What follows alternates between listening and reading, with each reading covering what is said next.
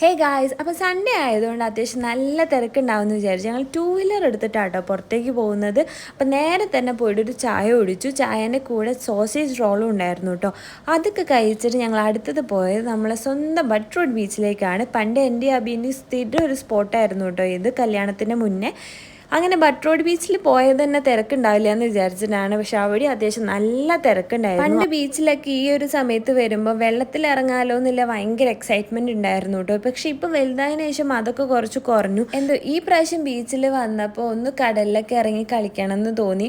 പക്ഷെ ഇവരാരും കൂടെ വന്നില്ല. ഞാൻ ഒറ്റയ്ക്ക് കുറച്ചു നേരം കടലിലൊക്കെ കളിച്ചു. അതൊക്കെ കഴിഞ്ഞ് കുറച്ച് നേരം ഞങ്ങൾ അവിടെ നിന്ന് നേരെ അമ്മമ്മേൻ്റെ അടുത്തേക്ക് പോയി.